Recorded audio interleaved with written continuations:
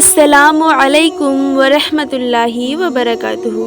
دوستو، کیا آپ نے کبھی سوچا ہے کہ وہ کون سی رات تھی جب آسمان کے دروازے کھول دیے گئے، جب فرشتے صف واسطہ کھڑے ہوتے گئے اور زمین و آسمان کے درمیان نور ہی نور پھیل گیا؟ وہ رات تھی شب معراج کی رات۔ یہ وہ عظیم رات تھی جب اللہ تعالیٰ نے اپنے محبوب نبی صلی اللہ علیہ وسلم کو دنیا سے بلایا، آسمانوں کے اس پار اپنی ملاقات کے لیے۔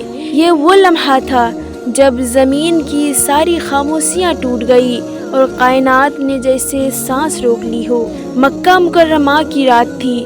رسول اکرم صلی اللہ تعالیٰ علیہ وسلم بیت اللہ کے قریب آرام فرما تھے۔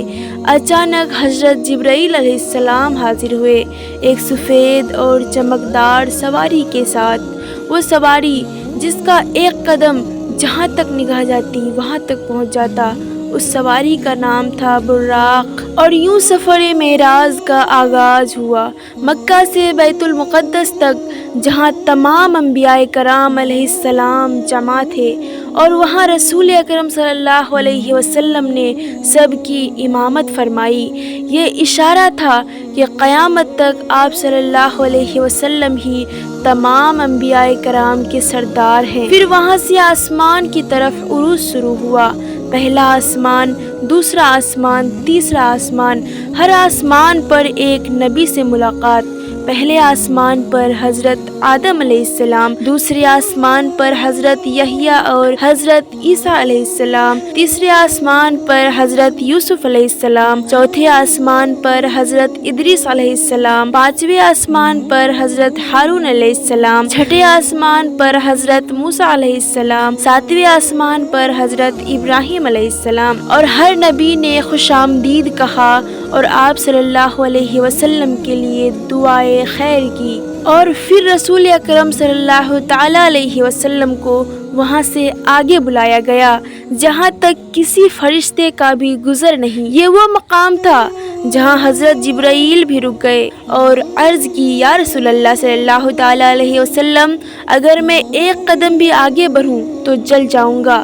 اور وہاں ہمارے نبی صلی اللہ علیہ وسلم نے اپنے رب سے ہم کلام کی۔ وہ قربت، وہ نور، وہ سلام جیسے الفاظ میں بیان کرنا ممکن نہیں۔ اس ملاقات میں اللہ تعالیٰ نے اپنی امت کو دیا سب سے قیمتی تحفہ، نماز۔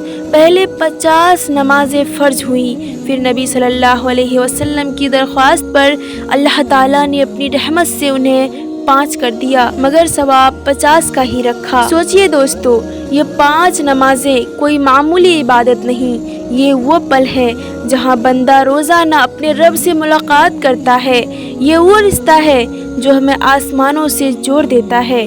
آج ہم میں سے کتنے ہیں جو نماز کو بھول گئے ہیں، جو راتوں کو جاگتے ہیں مگر رب کے سامنے جھکتے نہیں۔ شب معراج ہمیں یاد دلاتی ہے کہ اگر نبی صلی اللہ علیہ وسلم کو عرش تک بلایا گیا تو ہمیں بھی موقع دیا گیا کہ ہم سجدوں میں عرش کے قریب ہو جائیں۔ آئیے اس رات کو یاد کریں، اپنے دلوں کو جگائیں اور رب سے جڑ جائیں۔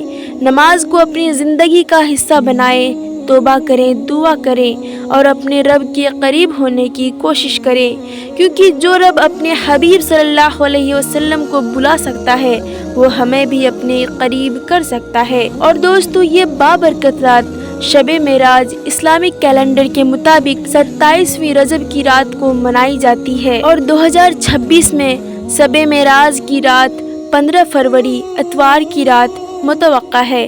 تاریخ چاند دیکھنے پر ایک دن آگے پیچھے ہو سکتی ہے۔ اللہ کرے یہ رات ہمارے لیے مغفرت اور قربت کا ذریعہ بن جائے۔